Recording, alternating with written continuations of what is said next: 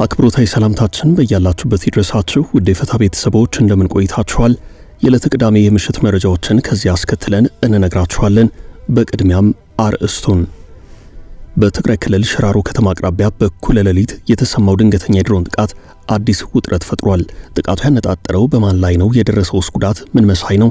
በፌደራሉ መንግስትና በህወሓት መካከል ያለው ውጥረትስ ወዴት እያመራ ነው የሚለውን በዝርዝር ትሰማላችሁ። ከፍ ባለ ወታደራዊ ውጥረት ውስጥ የሚገኙት የፌደራሉ መንግስትና ህወሓትን ለማሸማገል እንቅስቃሴው ተጀምሯል። ከቀናት በፊት ህወሓት ለዓለም አቀፉ ማህበረሰብና ለዲፕሎማቶች የድረሱልኝ ጥሪ አቅርቦ ነበርም። በዚህ ሽምግልና ጉዳይ እነማን የቅርብ ክትትል እያደረጉና ስማቸው እየተነሳ ነው የሚለውን እንዳሰሳለን። የዓለም ቁንጮ ቱጃር ኤሎን ማስክ ስለ ኢትዮጵያ ታሪክ ደህንነትና መሪዎች የተጻፈን አወዛጋቢ መልእክት በይፋ መደገፉ በዓለም አቀፍ ደረጃ መነጋገሪያ ሆኗል። ይህንንም አካተናል። ከአዲስ አበባ የወጣው ዓለም አቀፍ መግለጫ በጦርነት ለምትታመሰው ሱዳን አዲስ የተስፋ ጭላንጭል ይዞ መጥቷል። የምሽቱ የመረጃ ክፍለ ጊዜያችን አካል ነው። ከቀድሞ ባለቤቱ ጋር የንብረት ክፍፍል ክርክር ሲያደርግ የከረመው ግለሰብ ችሎት ላይ መጨረሻ ውሳኔ ሲነበብ የልጆቹን እናት የቀድሞውን ባለቤቱንና ዳኛዋን በሽጉጥ የገደለ ሲሆን ጉዳዩ አዲስ ምርመራ የተከፈተበት መሆኑን በዛሬው ዕለት የወጣ አንድ ዘገባ አመላክቷል። ይህንን በሀገር ቤት መረጃችን እንመለከታለን። በዲሞክራቲክ ሪፐብሊክ ኮንጎ ያሉ አሜሪካውያን የኢቦላ ታማሚዎችን ኬንያ በአንድ መጠለያ ማዕከል እንድትቀበል ለማድረግ የኬንያው ፕሬዝዳንት ዊሊያም ሩቶ መስማማታቸውን ተከትሎ በኬንያውያን በኩል የተሰማውን ተቃውሞ አጥብቀው ተችተዋል። ለአሜሪካና አሜሪካውያን ውለታ የሚሰጠው ምላሽ ይህ መሆን አልነበረበትም ብለዋል። በተቃውሞ የሰነበቱት ኬንያውያን አሁን በድጋሚ ፕሬዝዳንታቸውን የሚቃወሙበትን ምክንያት አግኝተዋል። ይህን ጨምሮ በመግቢያው ያስተዋወቅናቸውን ጉዳዮች አንድ በአንድ እየነገርን እናቆያችኋለን። አብራችሁን ዝለቁም።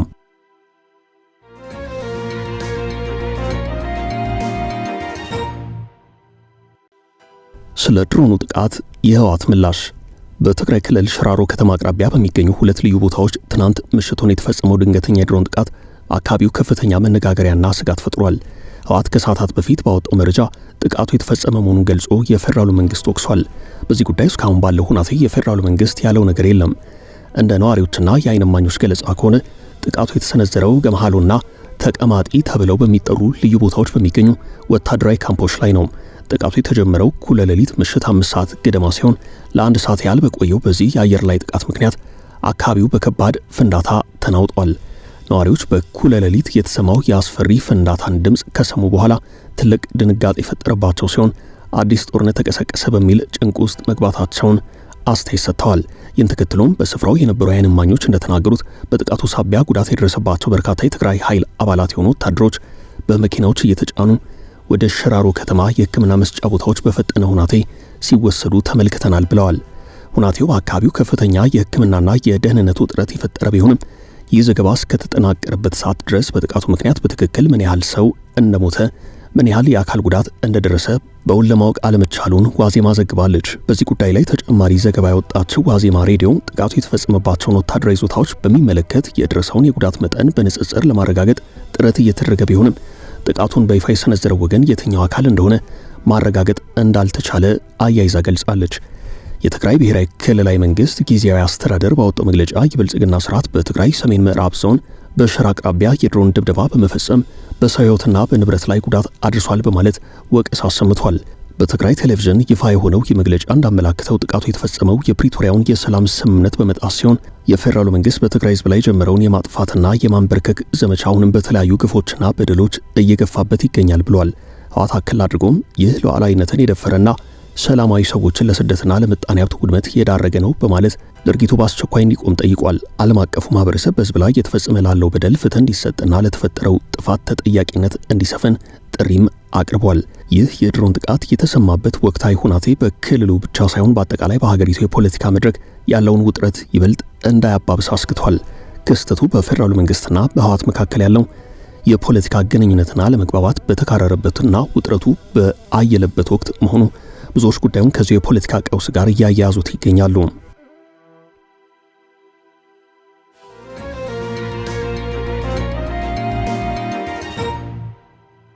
ህወሓትና መንግስትን ለማሸማገል የተጀመረው ጥረት በፌደራሉ መንግስትና በህወሓት መካከል ውጥረቱ ከፍ እያለ ባለበት በዚህ ወቅት የፕሪቶሪያውን ስምምነት ያፈራረመው የአፍሪካ ህብረት በቀጣይ የሰሜን ኢትዮጵያ አጠቃላይ ሂደቶች ላይ ውይይት ማድረግ መጀመሩን አስታውቋል። የህብረቱ የፖለቲካ ጉዳዮች ሰላምና ጸጥታ ክፍል ከዚሁ ጋር በተያያዘ በኤክስ ገጹ ባጋራው መልእክት ውይይቱ የተካሄደው በህብረቱና ጉዳዩን በቅርበት በሚከታተሉት አጋሮቹ ነው። በዚህ ከኦስትሪያና ዩኬ ተወካዮች ጋር ውይይቶች የተደረጉ መሆኑን ያመላክተው የህብረቱ ንዑስ ክፍል የውይይቱ ዋነኛ ጭብጥም በሰሜን ኢትዮጵያ ሰላም በሚሰፍንበት ዙሪያ በሚኖረው እገዛ ላይ ትኩረት ያደረገ መሆኑን አመላክቷል። የቀድሞ ተዋጊዎች በትጥቅ መፍታትና መልሶ ማቋቋም ወይንም ዲዲአር ዙሪያ ያለውን ሁናቴ በተመለከተ ጭምር ማዕከሉን ያደረገ ውይይት ጭምር መደረጉን ያከለው መረጃው በቀድሞው የናይጄሪያው ፕሬዚደንት ኦሉሴጉን ኦባሳንጆ ሲመራ የነበረው የአፍሪካ ህብረት የሽምግልና ሂደት በቀጣይም በሚቀጥልበት ዙሪያ ላይ ምክክር አድርጓል። የፌደራሉ መንግስትና ህወሓት ከ3 ዓመታት በፊት ፕሪቶሪያ ላይ የሰላም ስምምነት ከተፈራረሙ በኋላ በሚኖሩት ቀጣይ አካሄዶች ዙሪያ ፖለቲካዊ ውይይቶችን የሚያደርጉ መሆኑ ቢመለከትም ውይይቶቹ ግን ሲቀጥሉ አልታዩም። የፕሪቶሪያውን ስምምነት በተመለከተ ሁለቱም ፈራሚዎች አንዱ አካል ሌላኛውን ስምምነቱን ባለመፈጸም እንዲሁም በማፍረስ ይከሳል። የትግራይ ጊዜ አስተዳደር አፍርሶ የክልሉን አስተዳደር እየተቆጣጠረው ህወሓት የትግራይን አመራርነት እንደተቆጣጠረም የፕሪቶሪያው ስምምነት ቀሪ እንደሆነ በአደባባይ ሲናገር ቆይቷል። ህወሓት ስምምነቱ ቀሪ እንደሆነ ይታወቅልኝ ማለቱን ተከትሎ እስካሁን ባለው ሁናቴ የፌደራሉ መንግስት ምንም ያለው ነገር የለም። በዚህ መሃል በፌደራሉ መንግስትና በህወሓት መካከል ያሉ ውጥረቶች ከፍ እያሉ ሲሆን በስምምነቱ መሰረት የቀድሞ ተዋጊዎችን ትጥቅ ያስፈታል የተባለው ህወሓትም ተጨማሪ ታጣቂዎችን አሰልጥኖ ከማስታጠቅ አልፎ ከቅርብ ጊዜያት ወዲህ እየወጡ ያሉ መረጃዎች እንደሚያመላክቱት ዜጎችን አስገድዶ ወደ ወታደራዊ ስልጠናዎች እየወሰደ ነው። የአፍሪካ ህብረት በዚህ መሃል ነው ወደ ቀድሞ የማሸማገል ጥረቱ እንደተመለሰ የተናገረው። ህወሓት ከሰሞኑ አስቸኳይ በሚል ዓለም አቀፉ ማህበረሰብ በሚመለከተው አንድ መግለጫው ጦርነት አንዣቧል፣ እልቂትም እየመጣ ነው፣ በአስቸኳይ መፍትሄ እንዲመጣ መላምቱ ማለቱ ይታወሳል። የአፍሪካ ህብረት ማስቀጠል የፈለገው ንግግር ከቀደመው የቀጠለ እንጂ በአዲስ መልኩ የሚደረግ ውይይት አይደለም ተብሏል።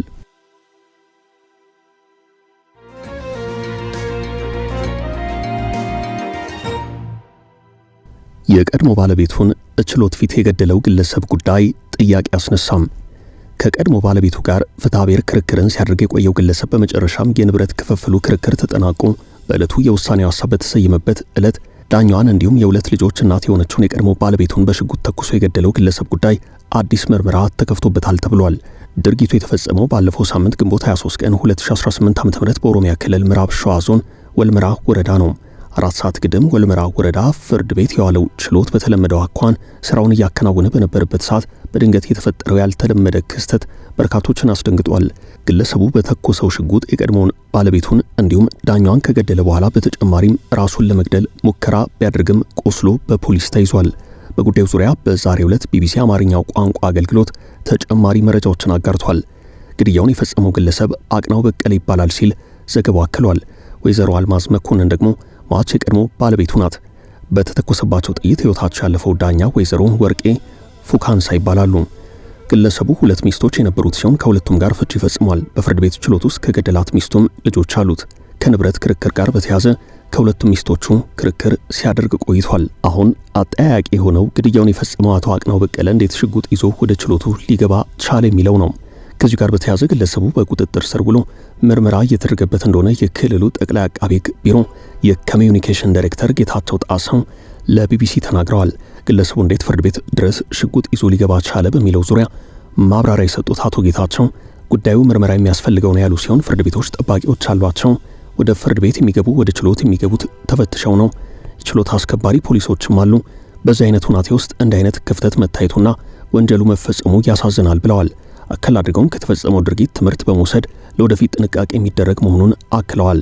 አቶ ጌታቸው በዚሁ ንግግራቸው ከአሁኑ ክስተት ጋር በተያያዘ የፍርድ ቤቱ ጠባቂዎችና ችሎት አስከባሪዎች በቁጥጥር ስር መዋላቸውን ተናግረዋል። ምርመራም እየተካሄደባቸው ነው ብለዋል። በዕለቱ ግለሰቡን ሽጉጡን የተኮሰው ከትናንት በስቲያ በነበረው ቀጠሮ የንብረት ክፍፍል አፈጻጸምን ለመመልከት በተያዘ ቀጠሮ ላይ ሲሆን ክርክሩ አብቅቶ የመጨረሻው ብይን እየተነበበ በነበረበት ወቅት ነው እርምጃውን የወሰደው ብለዋል። እንደ ዳይሬክተሩ ከሆነ የቀድሞ ባለቤቱ በተተኮሰባት ጥይት ወዲያውኑ ሕይወቷ ያለፈ ሲሆን ዳኛዋ ሆስፒታል መድረስ ሳይችሉ ነው ሕይወታቸው ያለፈው። ተጠርጣሪው ራሱ ላይ ከተኮሰና በስለት ጉዳት ከፈጸመ በኋላ ለማምለጥ ሲሞክር በቁጥጥር ስር ውሏል። በወለታ ሆስፒታል ሕክምና ከተደረገለት በኋላ ለተሻለ ሕክምና አዲስ አበባ ወደሚገኘው ጳውሎስ ሆስፒታል ተልኮ በፖሊስ ቁጥጥር ስር ሆኖ ሕክምና እየተደረገለት እንደሚገኝም ለወሬ ምንጩ አያይዘው ገልጸዋል። ግለሰቡ በሌሎች ሰዎች ላይ ያደረሰው ጉዳት እንደሌለ የገለጹት አቶ ጌታቸው ራሱን ለማጥፋት ከመሞከሩ ውጭ እርሱን ለመያዝ ከጸጥታ ኃይል ጋር የተደረገ የተኩስ ልውውጥ አልነበረም ብለዋል። ተከሳሹም ሕክምና ከተደረገለት በኋላ ወደ ፍርድ ቤት ይቀርባል ተብሎ ይጠበቃል።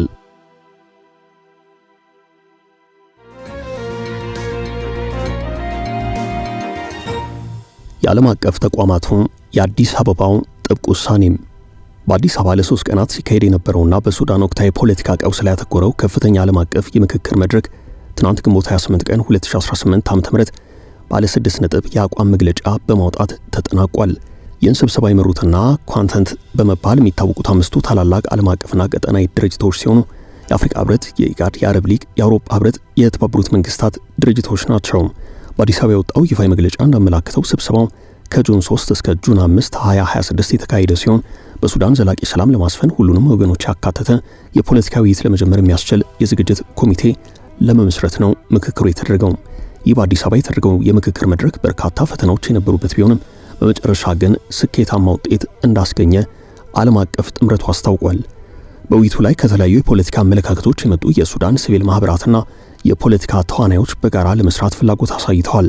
ለቀጣዩ ብሔራዊ ውይይት መነሻ የሚሆን የጽሑፍ ሀሳቦችም ተካተዋል። ጥምረቱ በሱዳን ህዝብ የሚመራና ሁሉንም የህብረተሰብ ክፍል ያካተተ የሰላም ሂደት ለመገንባት ቁርጠኛ መሆኑን የገለጸ ሲሆን አሁን የተጀመረው ምክክር በሀገሪቱ ውስጥ የእርስ በርስ እምነትን ለመገንባት የጦርነቱን መሰረታዊ መንስኤ ለመፍታት ትልቅ መሰረት ይጥላል ተብሏል። ጥምረቱ ባወጣው መግለጫ ለሱዳን ሉዓላዊነት፣ አንድነትና የግዛት ታማኝነት ሙሉ ድጋፍ እንዳለው ገልጿል። የሱዳን መንግስት መዋቅር የሚከፋፍሉ ወይንም ከተለመደው ውጭ የሆኑ ትይዩ የአስተዳደር አካላትን ለመፍጠር የሚደረጉ የትኞቹንም አይነት ሙከራዎች አጥብቆ እንደሚቃወም አስታውቋል። ዓለም አቀፉ ጥምረት በሱዳን ያለውን የጦርነት ውጥረት ለመቀነስና ለዘላቂ ድርድር የሚሆን አመቺ ሁኔታን ለመፍጠር ሁሉም የውስጥና የውጭ አካላት የተጀመረውን የሰላም ጥረት እንዲደግፉም ጥሪውን አስተላልፏል።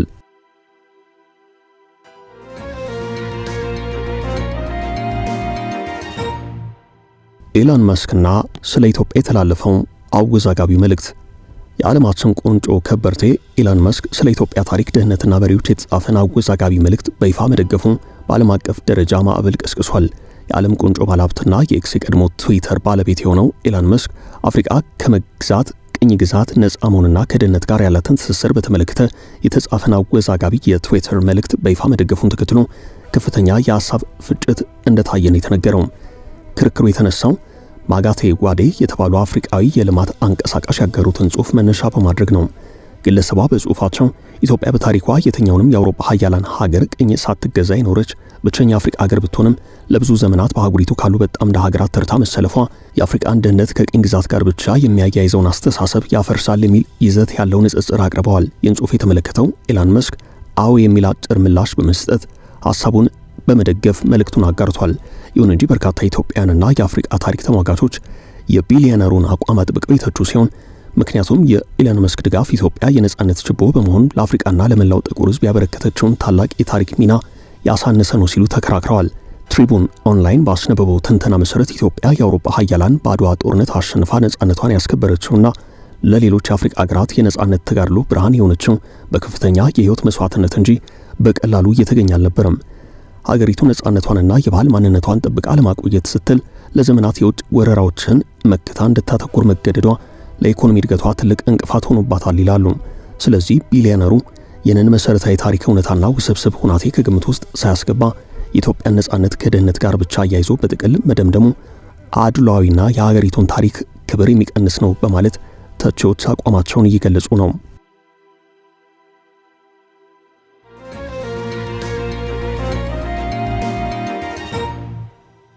የፕሬዝደንቱ ንግግር ሌላ ቁጣ ቀሰቀሰም። በዲሞክራቲክ ሪፐብሊክ ኮንጎ ያሉ አሜሪካውያን የኢቦላ ታማሚዎችን ኬንያ በአንድ መጠለያ ማዕከል እንድትቀበል ለማድረግ የኬንያው ፕሬዝደንት ዊሊያም ሩቶ መስማማታቸውን ተከትሎ በኬንያውያን በኩል የተሰማውን ተቃውሞ አጥብቀው ተችተዋል። የአሜሪካው የውጭ ጉዳይ ሚኒስትር ማርክ ሩቢዮ በፕሬዝደንት ትራምፕ የካቢኔ ስብሰባ ላይ በሰጡት አስተያየት የሌሎች አሜሪካውያንን ሕይወት አደጋ ላይ ላለመጣል ስንል ታማሚዎቹ አሜሪካውያን ቢሆኑም ወደ አሜሪካ እንዲገቡ አናድርግም ብለዋል። የትራምፕ አስተዳደር አሜሪካውያኑን ታማሚዎች ወደ ኬንያ በማዛወር በዚያ ባለ የለይቶ ማቆያ የሕክምና ክትትል ለማድረግ የኬንያ መንግስት ጠይቆ ይሁንታም ቢያገኝም ኬንያውያን ግን ምን ሲደረግ በማለት ተቃውሞ አሰምተዋል። ከዚህ ጋር በተያያዘ የኬንያው ከፍተኛ ፍርድ ቤት ጭምር ስምምነቱን እግድ የጣለበት ሲሆን ከሰሞኑ በደቡብ አፍሪካ ጉብኝት ያደረጉት ፕሬዚደንት ዊሊያም ሩቶ ህዝባቸው አሜሪካውያንን የኢቦላ ታማሚዎች ላለመቀበል የሄደበት የተቃውሞ ርቀት በእጅጉ ኢሰብአዊነት የታየበት የጭካኔ ተግባር ነው ሲሉ ኮንነውታል። አሜሪካውያን ገንዘባቸውን እያወጡ የኬንያን የጤና አገልግሎት በብዙ ረድተዋል ያሉት ሩቶ ለአሜሪካ ውለታ ምላሹ የመሆን አልነበረበትም ብለዋል። ፕሬዚደንቱ ይህን የተናገሩት ከሰሞኑ በደቡብ አፍሪካ በነበራቸው ጉብኝት ነው። በርካታ ኬንያውያን በዚሁ የፕሬዚደንት ዊሊያም ሩቶ ንግግር በአዲስ መልኩ ተቃውሟቸውን እያሰሙ ይገኛሉ። ውድ ቤተሰቦቻችን ለዛሬ ያዝንላችሁን ርዕሰ ጉዳዮች እዚህ ላይ ቋጨን። ላይክ፣ ሼር እና ኮሜንት በማድረግ ለቻናላችን ድጋፋችሁን መግለጽ እንዳትዘነጉ እያልን ከሌሎች መረጃዎች ጋር ደግመን እስክንገናኝ ቸር ያሰማን ስንል ተሰናበትን።